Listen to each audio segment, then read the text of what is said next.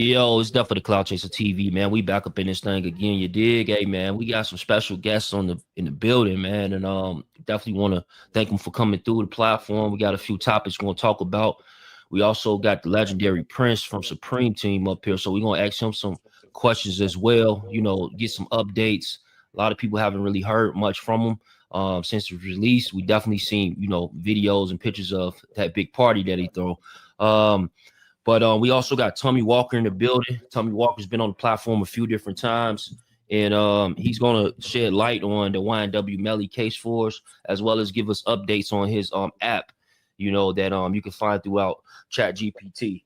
And we'll give you that information on the link and everything in just a second. We also got Rich Dollars in the building from Making of the Man TV. I think he just tapped out, but he'll be back. We got Rich Dollars from Making of the Man TV. Cool platform. Definitely search that on YouTube. You'll be able to get some of that information. Hold on. Let me see.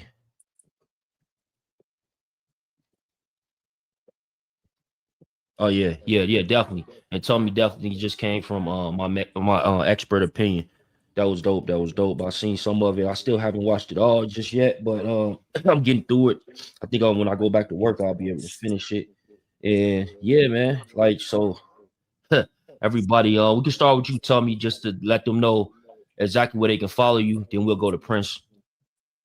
Okay, well, my name is Tommy Walker, formerly a federal inmate. After serving 25 years, I'm a free man now. I run I run a paralegal business called Second Chance for Real. That's what the website is up under a Second Chance for that's the number four and not the word for real. And I also have another business that I'm starting with Prince, and I can let Prince give you a little bit more detail on that when he come on. We're trying to open up a halfway house and do things for the community and get some places ready, jobs ready for people coming home from jail after serving all of these years of imprisonment. I also have a app that I designed that we'll talk about a little bit later on that I call it Paralegal Pal because it's designed to help people and assist people and educate people on law and what's going on in the world, what's happening in the news, what's happening in their business life and in their personal life. It helps them make decisions in critical times where you might need that decision. And it's an app that's designed that you can download on your phone so that, 90% of us have our phone with us most of the time, so that if you stuck in a situation, like for example, if you get pulled over by the police in a car, you can ask a quick question. You might be in a business meeting and you don't know what's going on. You could just ask for 2 minutes break and get on the app and ask the app some legal questions or some business mind questions or some contract questions. It can help you figure out what's best for you in that particular time and situation, and so on. Yeah, no doubt, no doubt. That's dope, and we definitely gonna shed light on that. And Prince, if you can let them know like where they can find you at. Um, Yeah. yep. Hey, go ahead, my man. I'll go ahead. I'm giving it to you. Yeah, ain't no question, man. Well, like Tommy said, man, we got this thing called Lines from New Beginnings, which is we trying to start a halfway house. We trying to get the proper funding for it. We want to help people coming out of prison, and that's what we on. And I want to get that out the way. And then the next thing I want to talk about is the fact that that paralegal joint that Tommy's trying to come out with, it's a nice app. It'll assist people, not even just people coming out of prison, but anybody looking that have any issues related to cases for their families and stuff like that. It'll be easy for them to be able to navigate the system a little better. And as far as me, I got a documentary coming out called The Supreme Truth on October 15th. Gonna be on Vimeo. And it's like that. It relates to my uncle's case. It talks a little bit about the past and the present and his fight for justice. And it's very powerful. There's a lot of people on that joint. And the trailer is actually, you can see the full trailer for The Supreme Truth on www.princemillernyc.com. That's my website. You can find me on that website. And also that website is mentioned on my Instagram as well. And so I'm doing a lot of things I'm trying to help the community, trying to help myself. Been out for a year and 7 days to the date, and trying to stay positive and stay flowing and in the mix. And I also got a book coming out. The book is called From the Cradle to the Grave: The Chronicles of the Criminalized Class. And it's very interesting.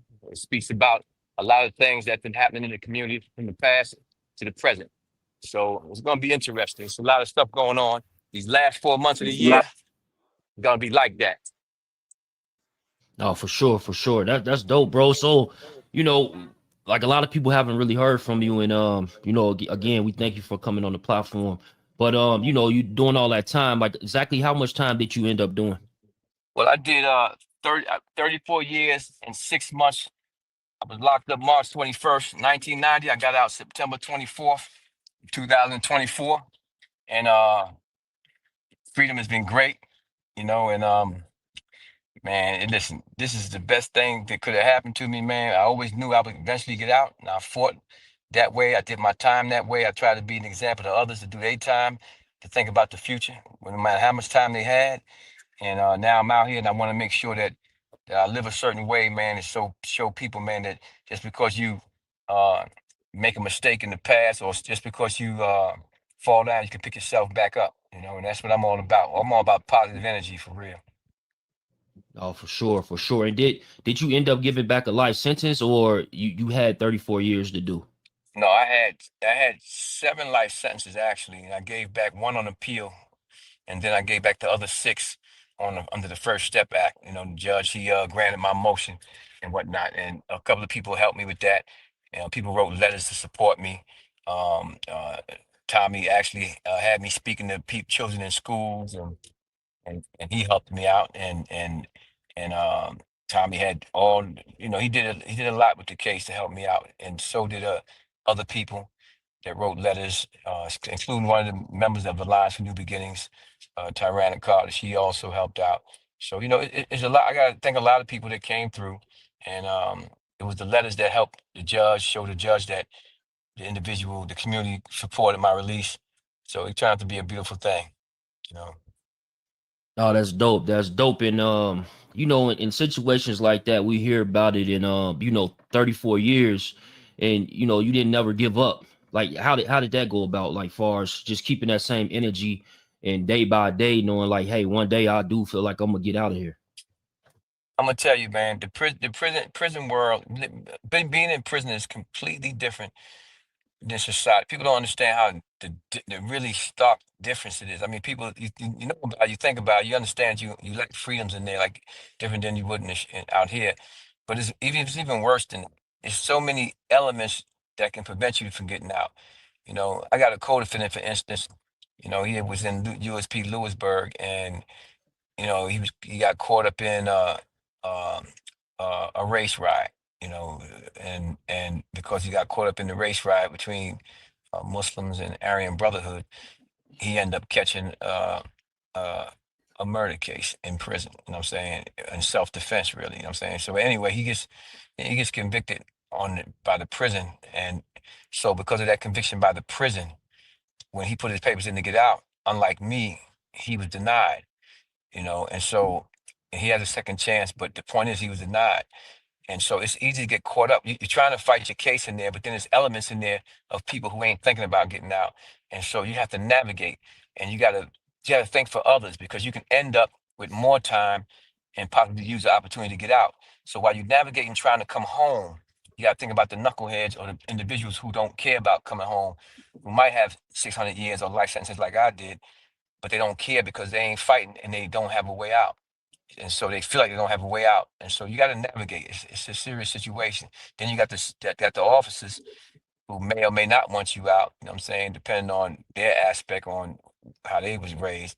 That's a tough world when it comes to trying to stay focused on coming home to your family, your freedom, your loved ones, and stuff like that. It's not easy, man, because you got to be tough, but you also got to be smart. You know what I mean? And every place I went while I was in prison, I ran almost every yard I went to. And the only reason why, not because I raised my hand to do that, it was because it was the only way for me to make sure that me and the people around me who wanted to go home, can focus on going home. So we had to pay attention to our surroundings. So I would teach all of them. I would have people in every unit, and we would all have the same focus on getting home. And we would make sure that no knuckleheads or nobody else who was on some other type of time besides trying to go home would get in our way.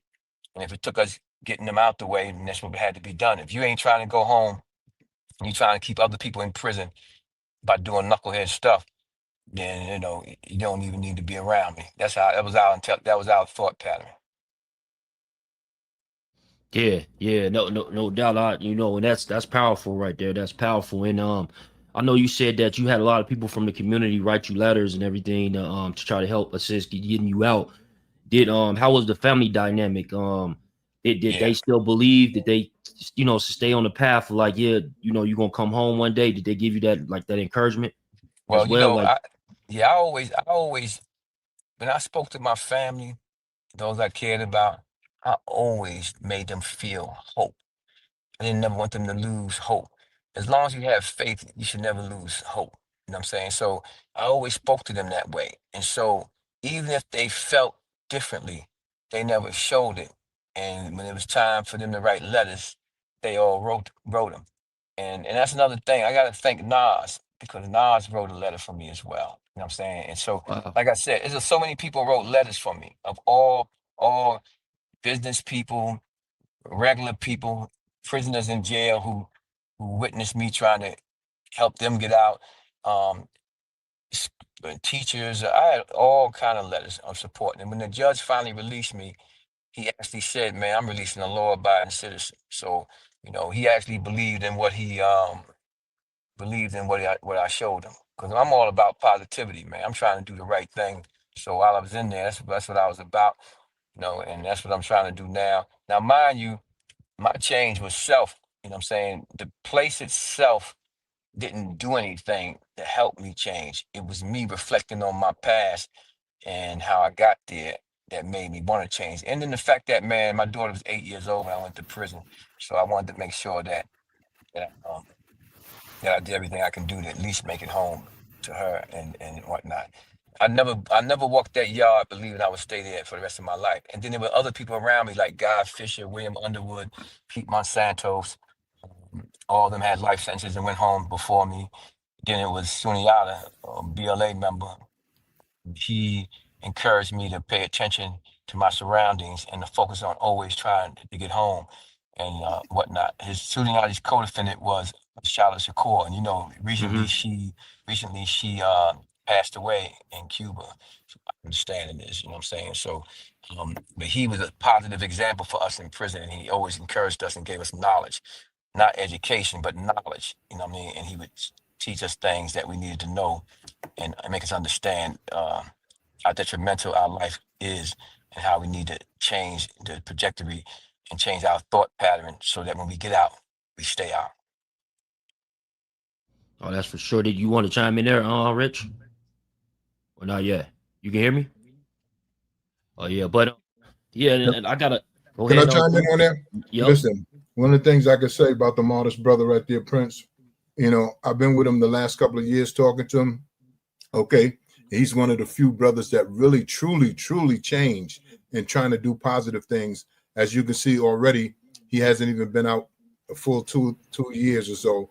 And he's already trying to put a halfway house together, trying to do a documentary movie to educate people as to what's going on. The Supreme Truth is an excellent movie. I would say watch it. I got a chance to see the premieres. It's an educational movie that educates you on how the system is and how the system kind of take advantage of us or put us in a position where we really can't fight ourselves. Supreme has shown, and not Supreme, I'm sorry, but Prince has shown that people like him with 7 life sentences, can come out and still be positive and still do positive things and so on. So when you giving all of these brothers these mandatory life sentences, 50 years, 100 years, 20 years, how much time is enough for us to prove what we can do? How much time is enough for us to show that we have rehabilitated and that we've changed? My hats go off to you, brother, and I salute you, man. Keep on the right track, man. Yeah, And it's an honor for me to be tied up in a business with you, Ty, and starting a halfway house, doing something positive for the community, because we can Yeah, continue to move our life. You could continue to move your life. You could be continuing to just focus on supporting your movies and so on, but instead you're still trying to do positive things to and for the community. I appreciate that, Tommy. But you know, Right. you also was one of those standout individuals in the prisons you were in, because you was helping a lot of people get out, man. And you know, me and you know that law very well. You know what I'm saying? Mhm. And so you know, and people, I'm telling you, it's not as easy as people think giving back Right. that kind of time. So I appreciate it. And actually, I appreciate this platform too, because you know they let you come on here and speak about the important matters and whatnot. So it's a pleasure to be on here and a pleasure to be talking to all of you men, and I appreciate it. Oh, no doubt, man. We appreciate you guys, man, for real. What y'all doing for the community. About far as what we need to continue, and hopefully people that watch this can assist in their neighborhood or even reach out to Tommy. The website is up there, and just get involved, you know. And hey, Rich Dollars, you got a question? I think something wrong with Rich Green. But yeah, so I want to get into just a few more questions with you, Prince, and you know, I know your time probably limited, but Nah, go when it right ahead, man. okay, so you know, some of like I noticed that you talked about, you know, speaking to the youth, whatever, when you were locked up. Was it any other like programs that you got involved with, you know, prior to your release? If you can Yeah, speak on them yeah, programs. yeah. I was able to go into a program that really was for people who was 2 years and 2 years and short to go home. They let me go in I had life, like I told you, 6 life sentences, 7 really, but I gave back 1. But at that time I had 6, and they let me get into this program that I really wasn't supposed to be in, but they let me be a mentor. So I came right in as a mentor because of they seen how I was doing in the prisons that I went to. So I came in as a mentor, helped the class, and I would teach people in the class about survival mechanisms in prison. But the way I taught was different than a lot of other people. You know what I'm saying? I told people, I said, listen, listen, I ain't gonna stand here and try to tell you to change. You gotta want to do that on your own. And when I say change, I ain't talking about coming out and the next thing you know, you're a whole new person, because you're gonna be who you are. But to change your thought pattern about survival, about understanding that prison is actually um, institutionalized slavery. Although we place ourselves in the position to be in there, it's still, that's what it is. You know what I'm saying? And so I would show them, I would break it down to them, and I would show them from the beginning of time, the minute we set foot on this continent, how we came on this continent, and our ancestors, and I would make them understand: do you really want to end your life with your legacy being that you was a prisoner for the rest of your life, incarcerated? You know what I mean? And is that really what you want to teach your kids or your parents? Or is that what you want to show people, that this is your ending? So I said, everybody got a story and everybody got an ending to that story. Do you really want to end up being, hey, you die in prison and your whole life I was a prisoner. I was in the street. I committed crimes. I came to jail and I died in prison. I would make them look at that stark reality. And every last person raised their hand and said, yo, I don't want that to be me. And they started thinking seriously about their futures. That's how you make change. You got to put it in somebody's face. Is this what you want to be? And then they answer their own questions. Because you can lead a horse to water, but you can't make it drink. You got to drink when it's hungry. You know what I'm saying? It's thirsty, rather. So my thing is, I don't force nothing down nobody's throat. Nowadays, people don't even listen to the youngsters in the street to find out what's the problem and what's bothering them. What they want to do is think for them, instead of hearing them out first and then letting them tell you what the problem is. So then you can give them the antidote to try to help them fix the mentality that they might have to make them look at something in a certain way. You know, so I don't throw things down people's throat. I don't force things on people. I let them look at the reality. I use myself as a guide, and then I say, man, listen, now what do you want to do? Because I know what I want to do, you know. Hey Prince, this Rich Dollars here.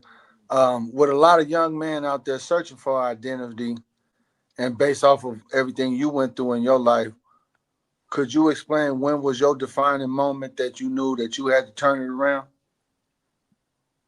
Well, I couldn't say the exact time, but I can tell you this: when I first went in prison, um, I was, I was cutting up because number one, I was, I was, I was, I was really, uh, when I got convicted, and I thought about being away from my family, and thought about that.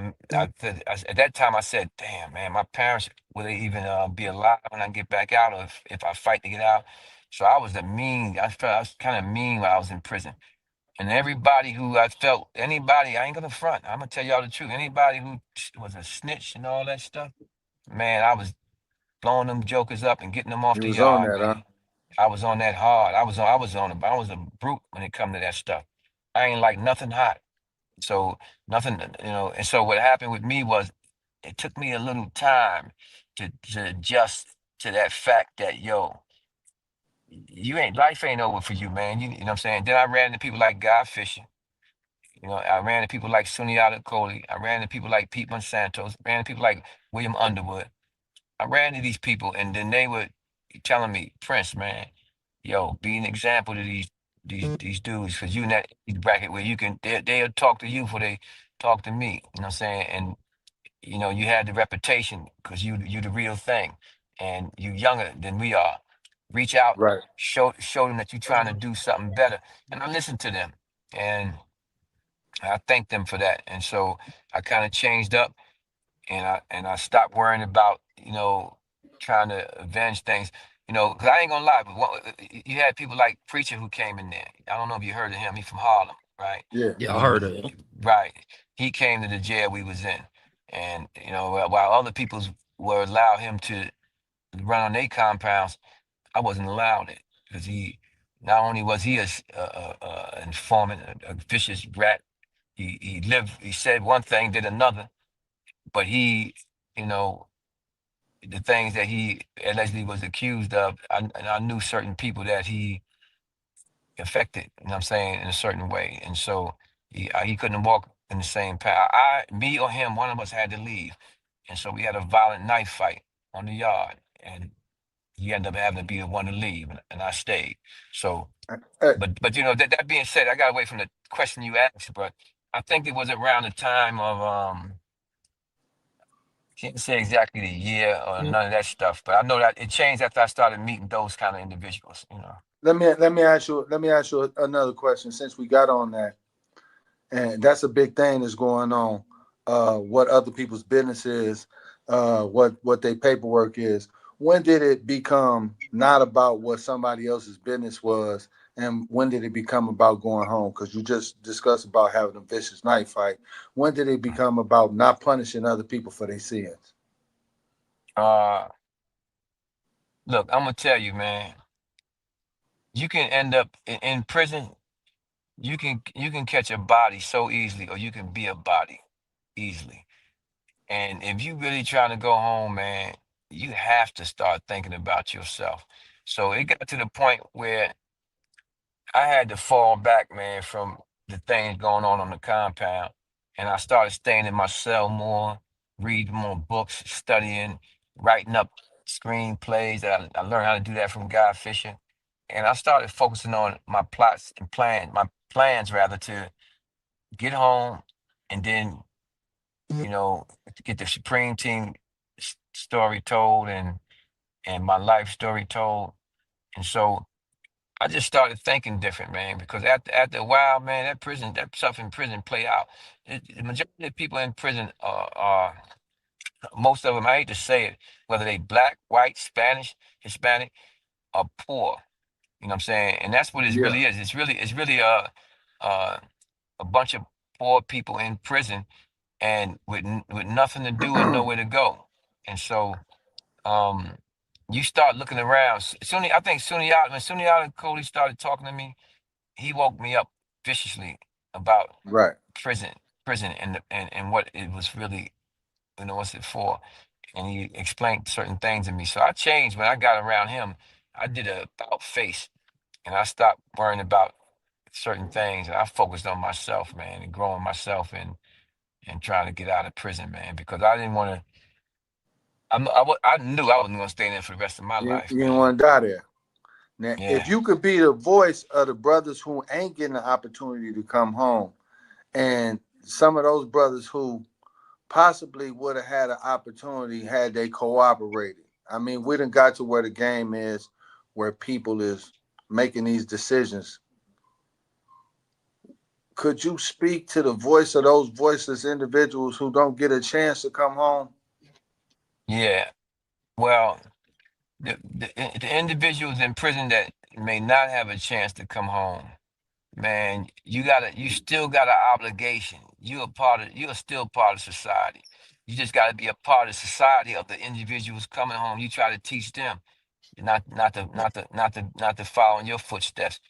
Try to make other people, there's people coming home from prison, and some may end up going back. The ones who in there for the rest of their life can teach the ones who might be coming out but borderline. They find another way, man, to do something different with their life. Because trust me, nobody wants to be in prison for the rest of their life. I don't see nobody raising their hands. Nobody would raise their hand and say, "Hey, I want to be in prison for the rest of my life." And so that is a world I'm not talking about no violence. I ain't talking about none of that stuff. I'm talking about going in your cell every night, getting in that bunk, whether you by yourself, because usually it's two people in the cell, you and your cellie. Most of the time I had a single cell. You know what I'm saying? But going in that bunk every night and living with the fact that you in the graveyard, because that's what it is. When you got a life sentence or you ain't never coming home or you got 300 years, you basically in a graveyard, living dead in a cell. And if you can think of it that way, then you understand what that place is all about. So the ones who stuck like that, supposed to teach those going home, don't come back, don't make the mistakes I made. Because first of all, everybody ain't standing up to that kind of time. No Like question. you put that kind of time, and Tommy will tell you, you put that kind of time up in front of somebody, most dudes are telling a heartbeat. To ask somebody to do to expect somebody to want to do a life sentence, 300 years, 100 years, that's not nothing to play with. To be in prison and think or know that you ain't never coming home. That's why I would never let myself think in my mind that I was never coming home, and I would never let my parents or my siblings or anybody that loved me think that I was never coming home. And I mean that, because if you start thinking that way, you might never even fight to get home. So when you ask me the question about the people who ain't coming home, I don't really want to think that nobody can't make it home. I want to expect that people get clemency, people get compassionate release, people get released because they're old age, because their health is failing. It's a lot of ways to get out of prison, and I don't want nobody to think that they can't get out. But I do understand the question. You know what I mean? For those who might feel that they don't have a good shot at getting home, get to those programs and teach the ones who coming home not to come back. That's what I would tell them. No, for sure. And so like we're gonna talk about your release a little bit. So now you get out of prison, you've been in prison for 34 years. I know a lot has changed. What was the first noticeable things that you noticed that changed like big time? Man, you can start a car with the push of a button. The checkout count in the stores. Nobody Uh helps you no more. We used to go to stores back in the days, even expensive stores, and they be quick to want to help you spend your money. They come to you fast. You need any help? Now you go into a store, don't nobody come help you, man. Everything's self-service for the most part. And I also noticed, man, that the neighborhoods have changed dramatically. All the neighborhoods is different races more so than anything else. And because it's different races, the community aspect has changed a little, because people don't want to mess with nobody but they own, but they living in environments that are interracial, like basically different races.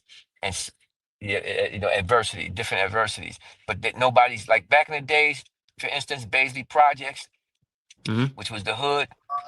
Baisley Projects and the co-ops, everybody knew everybody, and it was majority black and Puerto Rican. And guess what? Really black, because only a couple of Puerto Rican families. But everybody knew everybody, but it was a lot of love. Now you got all kind of different nationalities, but the love ain't there like that.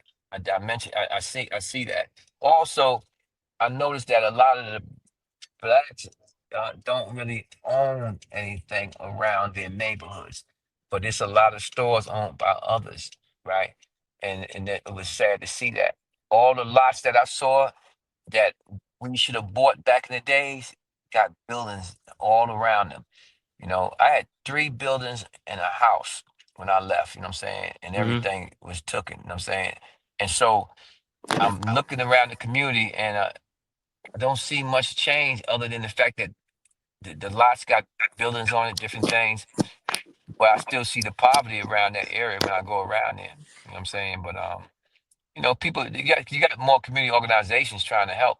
You know, you got different life camp, you got different organizations trying to help. I'm involved with another organization beside Lines for New Beginnings with Tommy and Tyranna Carter and another young lady. I'm involved in Second Chance University, where we go different places and speak to people. You know what I'm saying? And right now they're doing a tour in upstate New York, Second Chance University, and there's a group of guys been in prison before.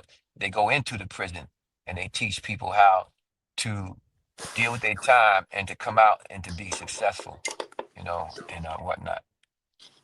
Oh, for sure. And if you can, I know you was talking about earlier about the it was the halfway house, right? Yeah, the halfway house, me, Tommy, and 2 other Right. individuals. So if you can let us know, tell me like, tell us like how did that end up coming about?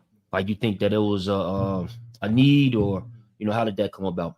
Like, I'm gonna tell you, we don't have the halfway house yet, but we working on funding because Hmm. that's how we doing it. And but how it came about was I was incarcerated, and I always had a plan when I came home to open halfway houses everywhere in different states. I mean, state of the art halfway houses where the people who want to hire people come to the halfway house. I was gonna have computer systems in there, the whole thing, and that was my plans. I actually was drawing up plans for it.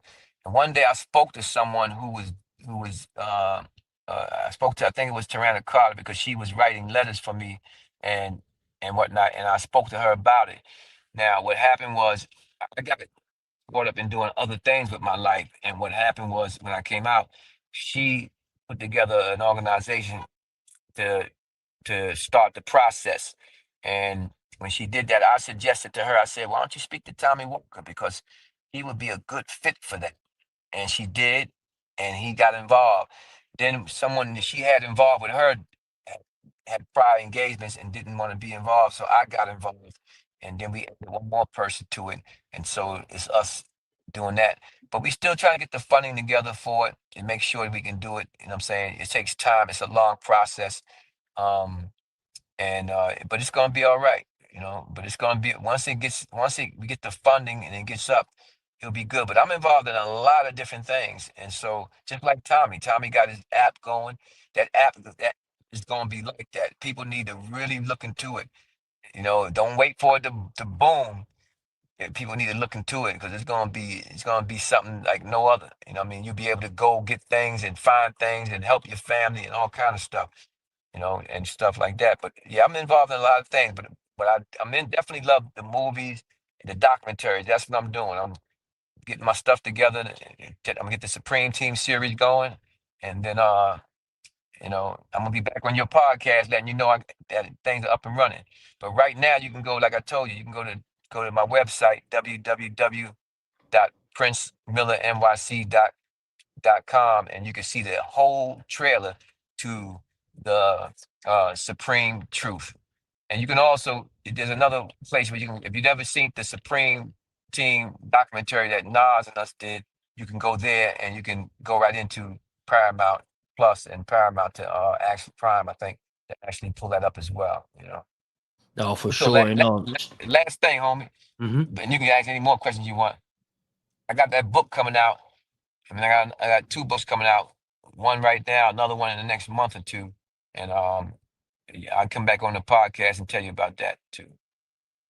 Oh, for sure. Sound like a plan. Sound like a plan to me. And just like you just spoke on the one that Nas had produced, the Supreme Team, the documentary that's on Right. Paramount. How did that come about? Did you always have a relationship from way back then, or over the years y'all kind of built a relationship in a rapport? Well, I used to have.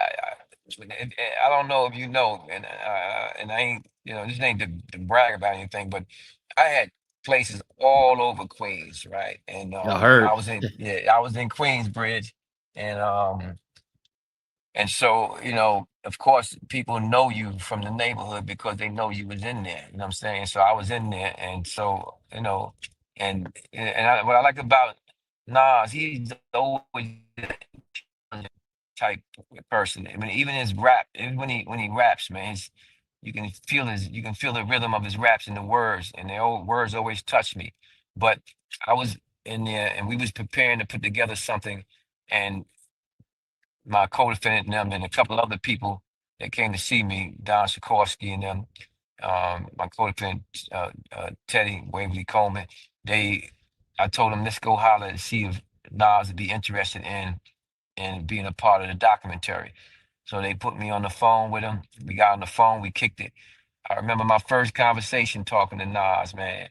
You know what I'm saying? He called me his legend. I said, you legendary though. I said, man, you can go to South Africa, people will know you. If I go, they won't even know me. So it's different between a legend and being legendary. I said, you legendary. And then we kicked it off from there, and it was a beautiful relationship, man. He's been solid with me, and I appreciate his help with the letter and helping me come home. And he's a good man, man. I respect him, man. I try to learn. A lot of times, you think you get a certain age, you think you can't learn from people younger than you, but you can. You know what I'm saying? I learned from him. I learned from other people in my life, different people that I learned from, and that's just how life is, man. You know what I'm saying? It's like being. I came home after 34 years, 34 and a half years, and then like being reborn again. And so I'm learning things all over again that I missed, and whatnot. So, there's a lot of other people that I congratulate all the youngsters in that rap game that made it and that didn't have to go through the strides and trials and tribulations that I did. And I'm glad that they did, man. You know what I'm saying? Because I don't want to see them. I don't want to see people having to, struggle hard and to make it, man. And I'm just glad a lot of them they were able to. And people thought that hip hop was gonna die. I remember when hip hop was first born from the house parties and stuff like that. You know what I mean? And I said, boy, it's gonna take over. It sure did. People never believed it. And yo, every time I look at the awards, the different award shows, I smile when I think about where hip hop is at, right? And I congratulate Hmm. all them youngsters and everybody the pioneers of it back in the days, the ones who at the time when it But wasn't hip, you was a when it part of it too, though. ain't no question. But We the thing watched a is, lot of them videos. yeah. Hey, Now look, we're let seeing a me tell you lot of something. them good videos of y'all popping in on them stages with bottles and things. We Yeah. talk Hey, about a look, lot of the lows. Can you talk about some of them highs? that's right. And let me tell you, those were moments when they weren't known, but we were, and they got known. And so it's funny how things reverse. You feel what I'm saying? That's why I tell you I'm proud of them. When I smile, I love hip hop, man. I love it, man. And I'm proud. I'm proud of them pioneers back in the day. I'm proud of everybody that kept that alive. They helped when we was in prison. We used to watch all the shows, man, related to the music, man, and it kept us Did it going, keep you man. You know what I'm going? saying? It kept us going, man. We would watch that joint on TV, different joints on TV, and we would be excited, man, and watching it and whatnot. It was a beautiful thing, man. And the reason why I say that, being away so long, you count those every time you see one. You count them. You count them as the weeks go on, and you look every week. You look for every day. You look for it on certain things. But you got to be reminiscing, man. That's why I'm getting tongue tied, man. Now the Smiling, thing thinking. is, bruh, you came back home after so long, but you sound so vibrant, like you never missed a beat.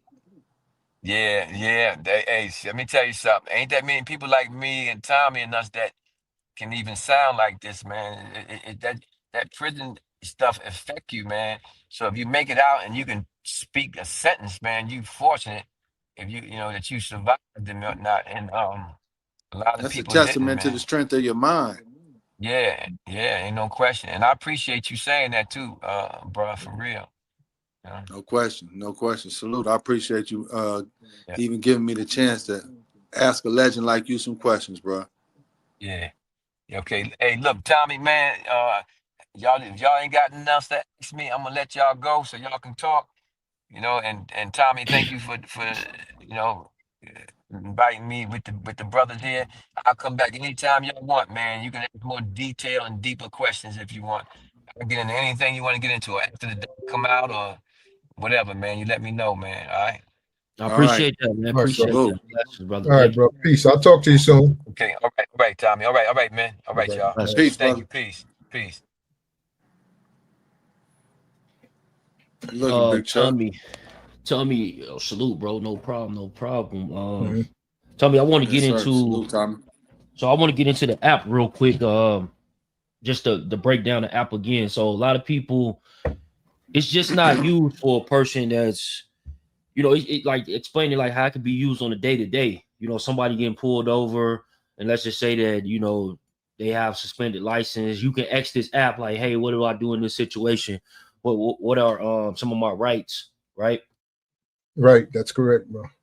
Like I said, you can ask it a lot of different things. What I did was I intertwined it and I took it from a knowledge of a person like Prince and myself and the brothers that I was helping out in jail, because I keep in contact with a lot of them. I keep in contact with a lot of people that's in jail now on high profile cases, and I listen to them as far as the needs, what's available, what's not available. Like, for example, when I first got out, I realized that I was starting to be a burden on people because I was asking so many questions. Where's this at? How do I do that? How do I do this? How do I do that? And so when I designed the app, and this is why it's called Paralegal Pal, it's called Paralegal. The paralegal component goes with my business because my business is a paralegal business, but it's called Pal because I designed it as a Pal so that I would have auto.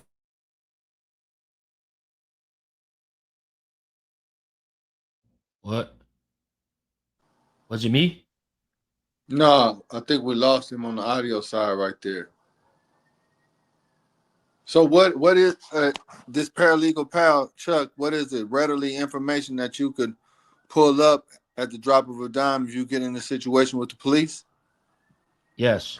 Tommy, let me see. Go to your settings and then look at your audio, that little wheel at the bottom of the screen, and then go to your audio and see if it's connected to like that I think that webcam camera or something. Should be that little wheel at the bottom, and then go to audio, say mic.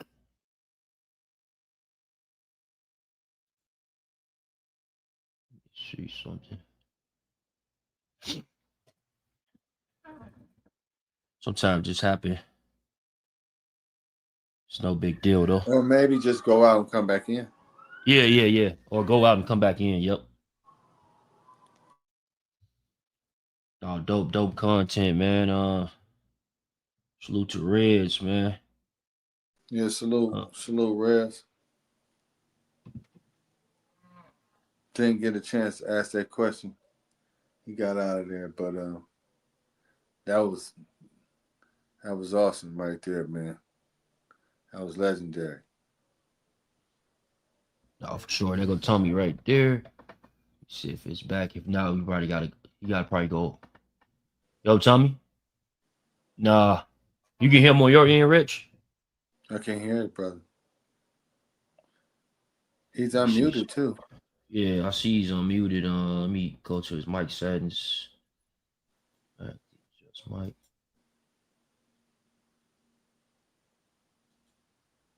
Yeah. Hey, Reg,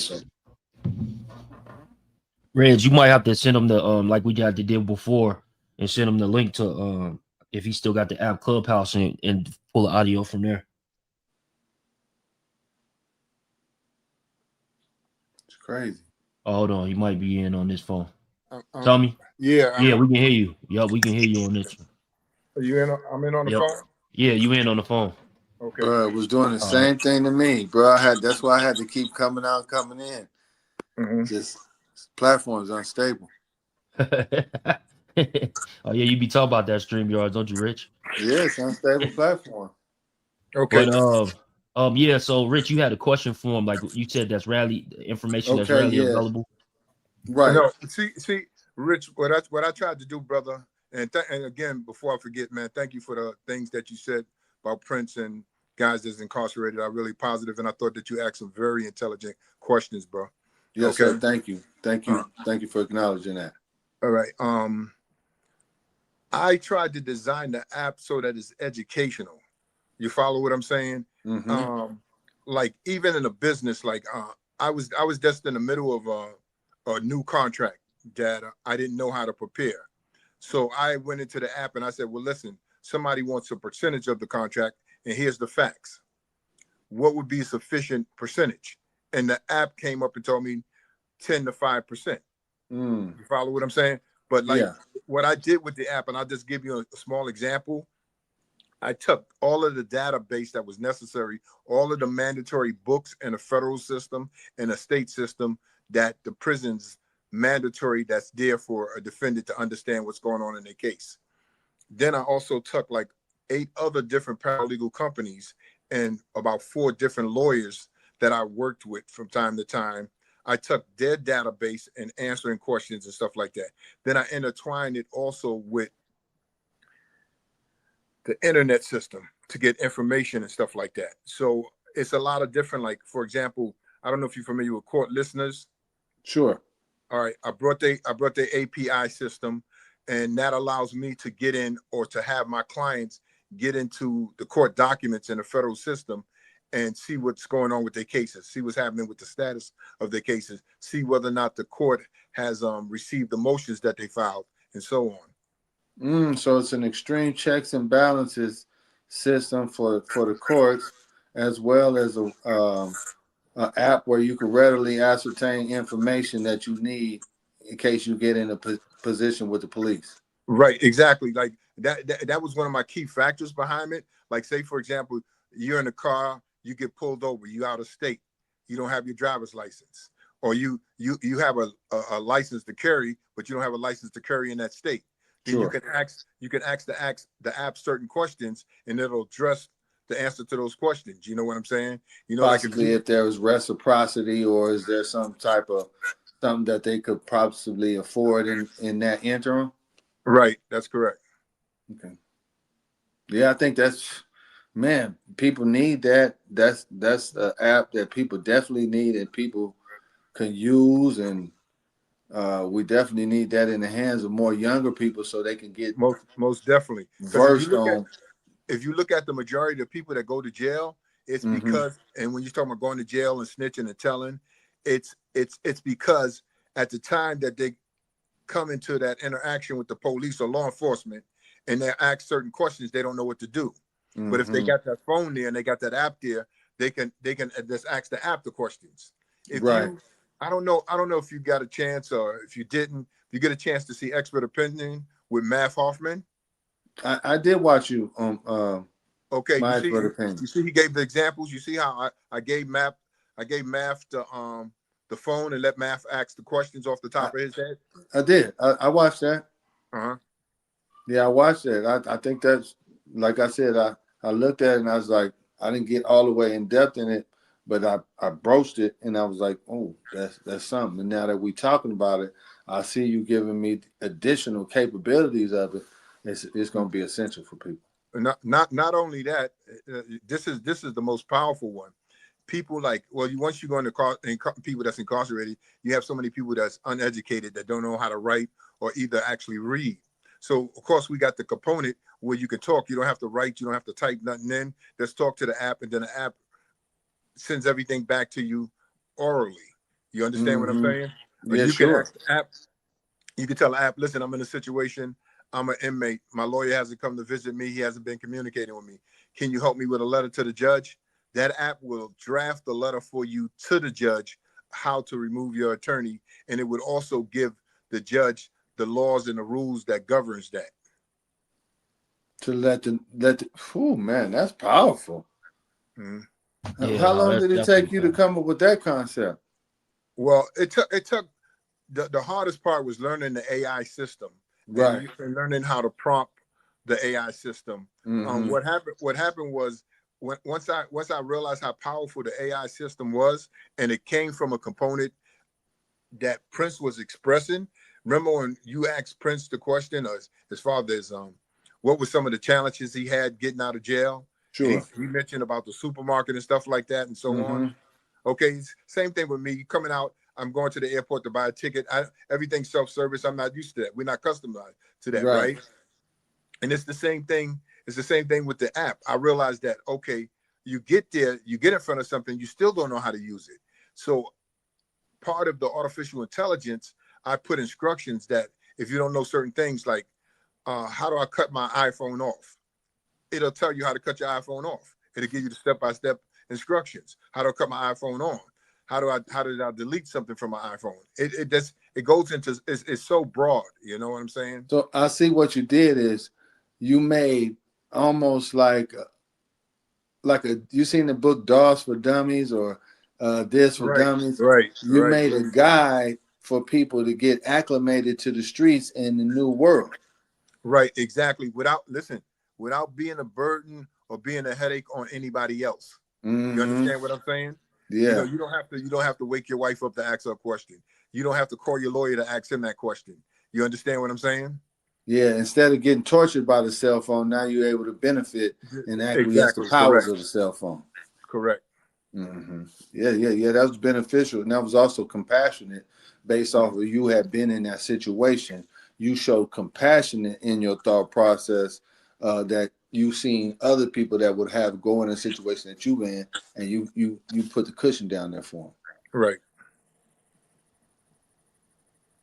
Yeah, yeah, no. We're gonna use it right now, actually. So, tell me earlier, I wanted you to ask him about ask the app about the YNW Melly. I want to know more about this. Listen, what you have to do? Listen, send me another link so I can put it back on my laptop because now we're on the phone. So it's Okay, difficult. You understand what I'm saying? I So have to we go we to could the probably phone. do it another time. We could do it another time. You know that.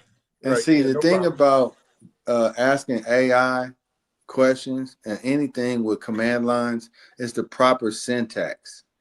Correct. That's what Proper I was getting used syntax to. and wording the question in the proper manner that it's going to deliver. Because there's some guidelines and some restrictions that AI won't go through and won't be able to interpret at this point in time. Mm-hmm. And Correct. even with drafting documents, because when the app was on Chat GPT on when I had downloaded it and it was in my phone, I had asked it like I had seen this thing that was on these different credit repairs and stuff that people been talking about, these new forums or whatever, right? And I literally asked the app and can they, pull up a document and make a form and give me a dispute under whatever it was. I forget what it was at the time, so don't get me wrong, please. But when it did it, bro, it pulled up everything and drafted the dispute letter for me and everything. And I'm not gonna lie, the letter itself, people was charging online hundreds of dollars for it. Right. That's And a it fact. just did it like real fast. Hey, look, ChatGPT helped me clear my criminal record here in California, and I became a nurse, and I have been to prison twice. So, the power of AI is immense.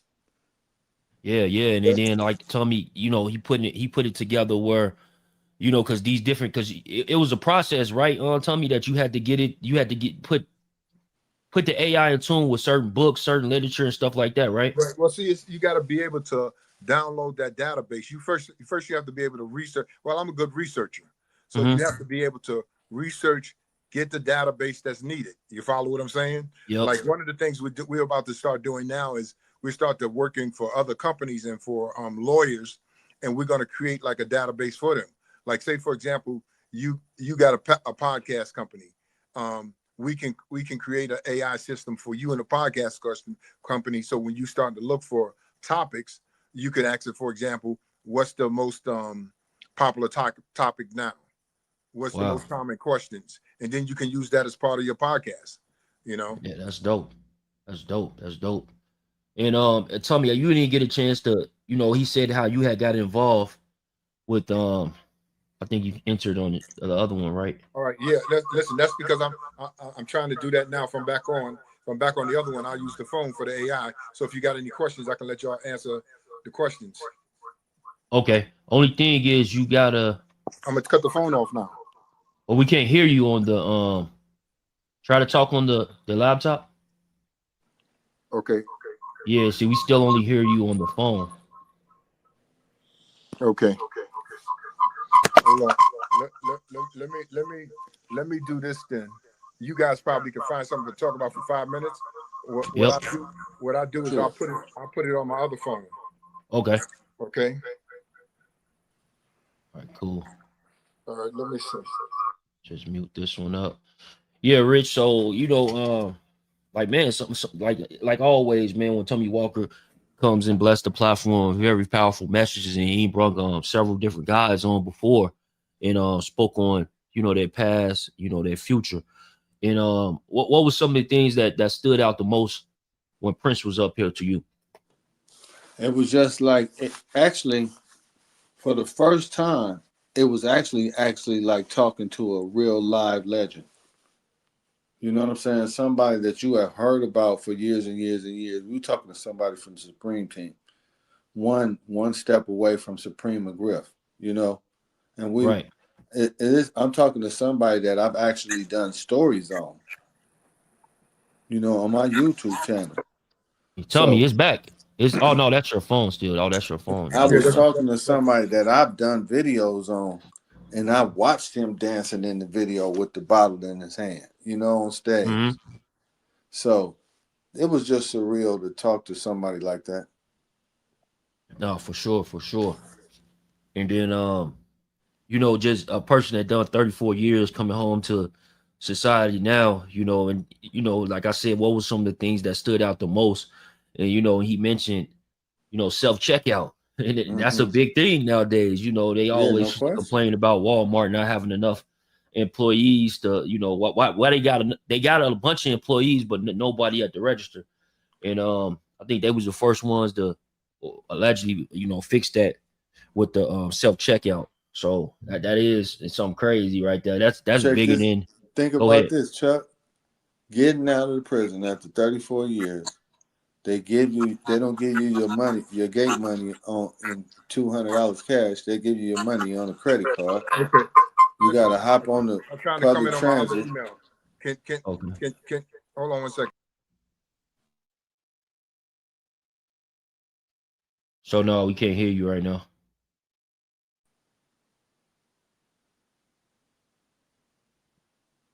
Nope.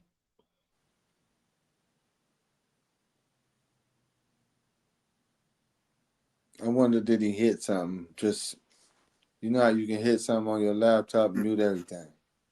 All right. Let me just try. Let me cut that one off and just try to go to the phone. The other phone. I'll try to download the app on the other phone. Okay.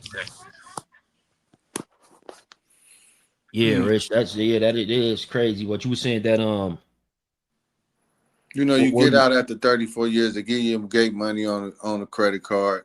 You got to hop on public transit. You got to slide or buy a credit card or a tap card to get on that. You probably looking at all this shit like this is Buck Rogers or this is Star Wars to some of them. Yeah, because I remember growing up, I was very young. The cars they were paper in Chicago, and you would slide in the machine, and it'll pop back out. But I remember though, like 5, 6 years old, when they had like a little paper, and you get on the bus, and they'll use a little punchy thing. Mm-hmm. Remember all that? Yeah. Yep, It was like a transfer. yep. So just look at how far the world have came. And if Sure. you've been in jail 25, 30 years, the world have changed immensely. People was riding in the back of the trucks at that time. Yeah. You was using a telephone that was a dial in. Mm-hmm. You dial it. Brr, brr. Yeah. Beepers. Landlines were still a big thing. A lot of guys, I'm pretty sure like him probably had cell phones, but landline was still a big thing, Yeah, landline, Payphones, you can't even find payphones. beepers. payphones. You know, the world was different, man. You know, TV only had 13 channels. It's You know what I'm crazy. talking about? Yeah. People was listening to cassette tapes when they left, probably. Yep. Music coming on cassette tapes. They had just got off of 8-tracks and, you know, left from a whole different other time. Probably wasn't even the same amount of skyscrapers in the sky at the time. Yeah, Can you you're right imagine about coming that. back to New York City and looking at the skyline like, what the fuck? Yeah, because you know, even with 9/11, you know what I'm saying? Like shit, a lot has happened. A lot done changed. Oh, for sure, man. And Think about this. It was dope fiends and dope houses and pimps and everywhere riding up and down the streets. Just look at the layout of how the streets have changed. Gentrification then came in. Blacks ain't in so many centralized areas. More foreigners in. It's just a different world. yeah, no doubt. Anybody on Clubhouse on to chime in? I ain't get you to chime in. On this one, I was going to do it like in a little bit, but he ended up leaving. But you know, we got a good 40 minutes with Prince, and we still got Tommy Walker in the building, which is Right. great. Listen, I'm gonna go down. My grandson get ready to come down. He's getting ready to download the Chat GPT on my other phone, so I'll be able to do it off the other phone. One Okay. second. Okay. So Yep. just bear with me. All right, bro. Yeah, but anybody on Clubhouse want to chime in? What they thought about that interview?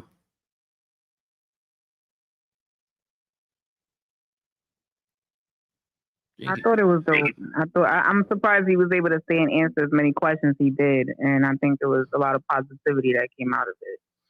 Yeah, yep, for sure. Yeah, I think it was definitely positive. You know, and I like what Rich had did at the end, towards the end, was saying we spoke about a lot of the lows, speak about some of the highs, and you know, in the future when we get them back on, we definitely gonna get into that too.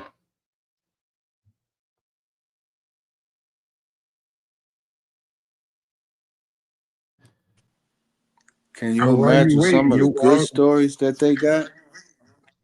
Yo, Chuck, while you wait, why don't y'all still pick up the story? So you with the Oh yeah, the YNW Melly. Yeah.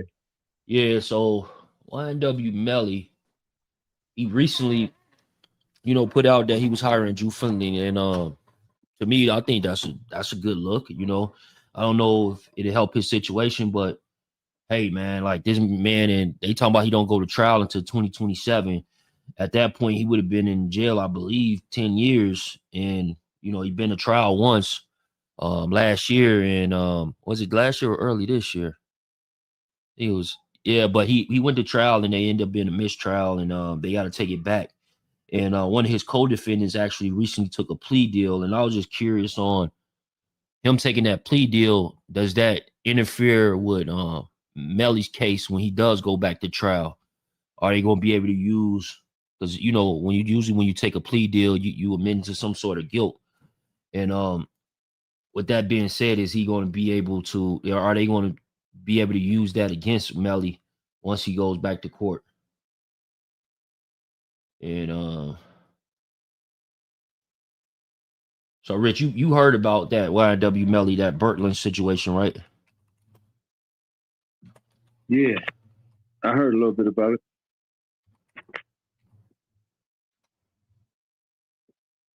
You heard me, Chuck? Yeah, yep, I hear you.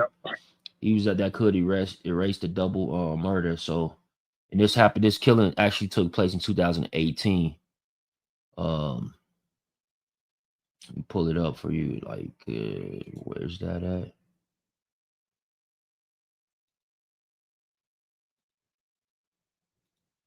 So this is from Complex. This is the guy that took the. They said Borland it was actually October the 26th, 2018. Okay. Okay. I got a lot of the facts here. I can get to you on it later, and then some of the facts you can ask the Chat GPT. Like Mhm. that was one of the questions that you did in the beginning. Remember, you asked it about the YNW and Melly case. Yep. Okay, I got it down on the other phone. So So like the main thing that I want to ask is like you know, him changing counsel. Will that be like well, can ChatGPT, can it ask, I mean, not, but you know, your app, well, can it, you can ask it and try, uh-huh. and see, this is some of the things that we're doing, and this is why what I'm doing is for 2 months. I'm giving out the service for free because I want people to ask questions. I want to know what it can do versus what it can't do, so we can get together with the designers and the engineers and try to tighten up on it. You follow what I'm saying? Yeah.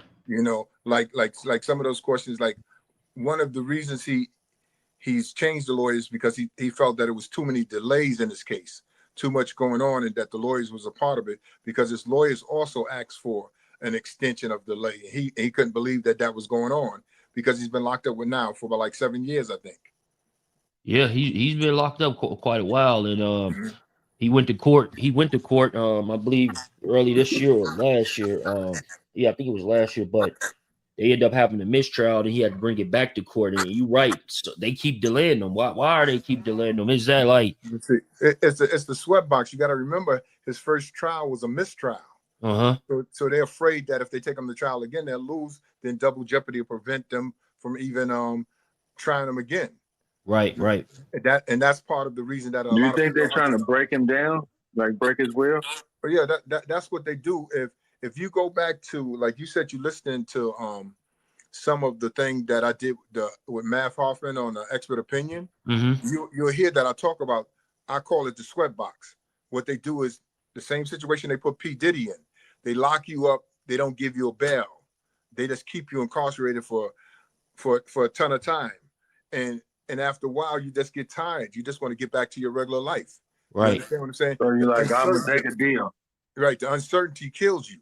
You understand what I'm saying? If you remember Young Thug's testimony when he got sentenced, that's what he talked about. I just want to get back to my life, man. I'm tired of this.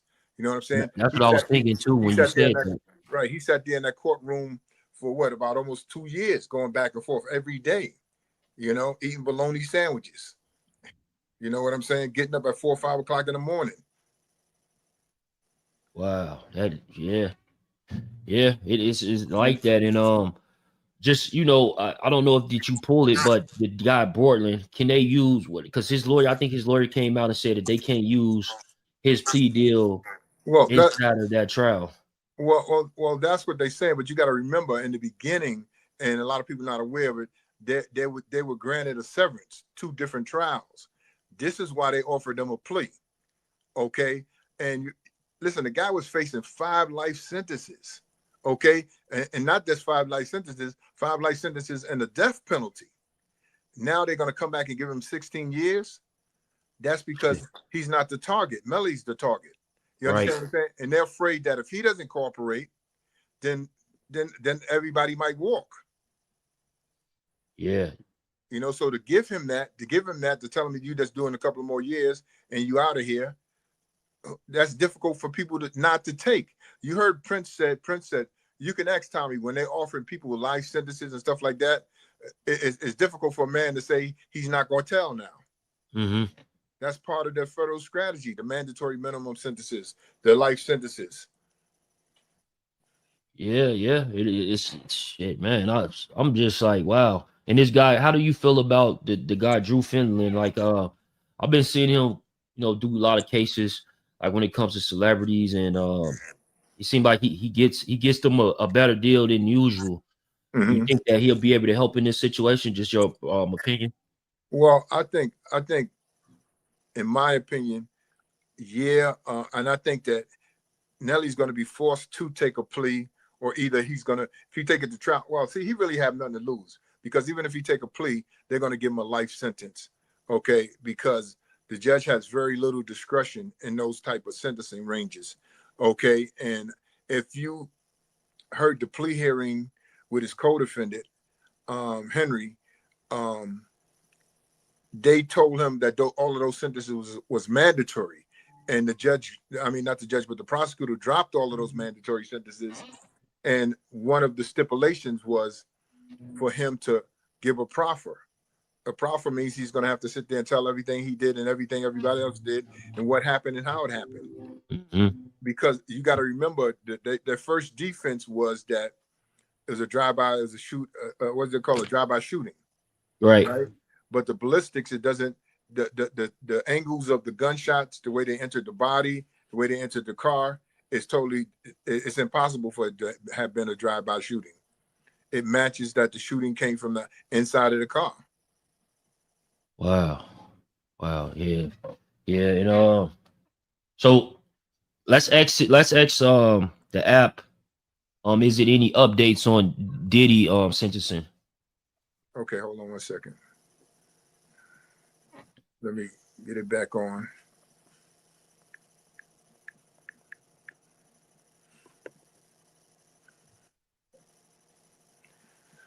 Testing 1, 2, 3. How you doing? Hey there, I'm doing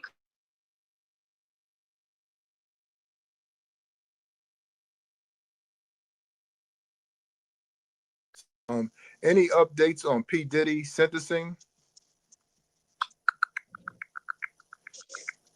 So as of right now, it looks like Diddy's sentencing is actually set for early October 2025. His legal team is asking for about a 14-month sentence, while the prosecutors want something longer. So we'll probably have a clearer picture once we get to that October date. Wow. That's clear. Can I ask you a question? Sure. You Go ahead. I'm Okay, trying to listen. Just bear with me because from time to time I have to cut it off because it'll pick up the back tone information and it'll throw it off on the response. But go ahead. What's the question? I'll get to it on another time. No, I'm saying. What's the question? I'm He can exit. He can exit. What's the question? We'll get to it on another time. What do you say? What was that question, Rich? I said we'll get to it on another time. Okay. Let me see.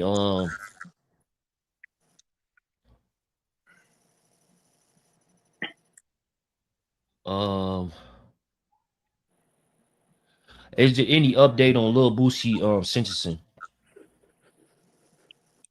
Hold on one second. See, hold on. If I get those delays, my phone go off. So, okay. Hold on one second.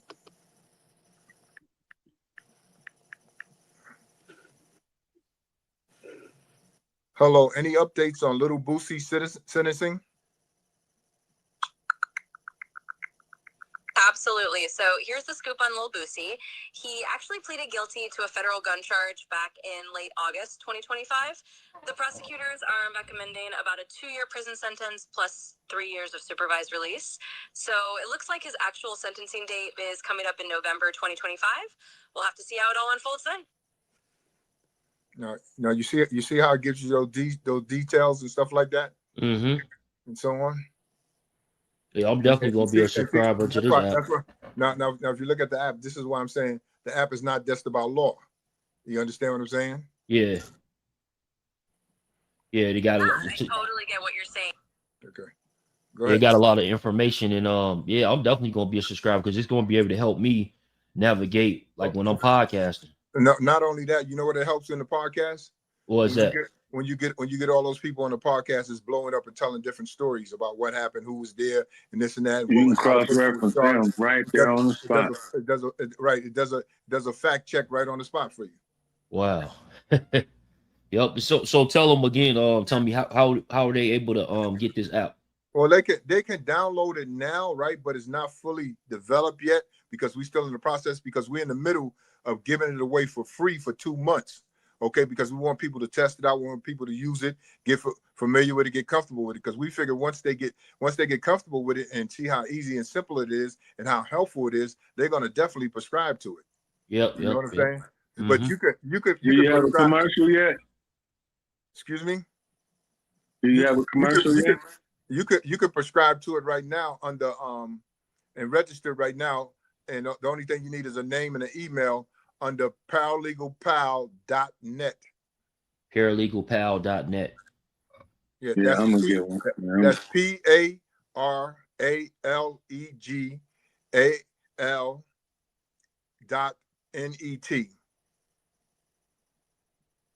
Okay.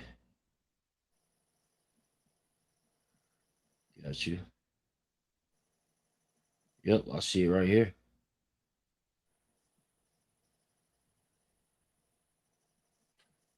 You know, and this and what we're using now is the voice module, which is the highest grade of service that we have there. But like I said, we're going to be offering it up free, but that's not on there right now. But the app will talk to you. It'll type out your answer, put your answer in text. It'll also keep your answers in text. So if you want to email it to yourself or email it to somebody else, you could do that. You know what I'm saying? Yep. And I don't want to hold you, Tommy. We definitely got to do this again. I'm actually free this weekend. If you're not doing anything, maybe we can put together something in the next couple of days. See what we can do. Okay, You got. Go ahead. We could definitely do that, bro. You know I'm with you, Big Chuck, man. Yep. I appreciate that, bro. You got anything you want to leave him with that I might have missed? No, not really. I'm just blessed that my brother Prince came on with me. You know what I'm saying? Because I know he's really busy. He gave up a lot of his time, and he talked a little bit longer than I thought he would talk. You know what I'm saying? Like the young lady said earlier. You know, happy for it. He's definitely doing positive things, and we're working on. I'm doing a couple of motions now for Supreme. We're trying to get Supreme a new trial on top of that's doing a documentary and trying to get Supreme out and hopefully have Supreme join with us and help back. You know, most of these guys, their goal now is to get back to the communities that they took from. You know, some of the communities that they destroyed. You know.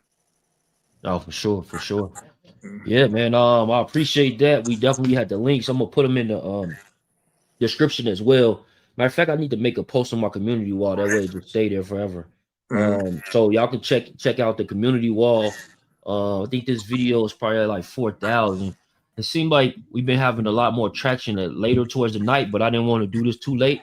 So what we'll do is re-release it in probably a couple of hours and then run some more traffic to the video. But man, Tommy, I appreciate you, bro. No problem, bro. Salute. thank you, Tommy. You're welcome, bro. Yep. All right. I'll talk to you guys later. Good night. Thank you. Good night.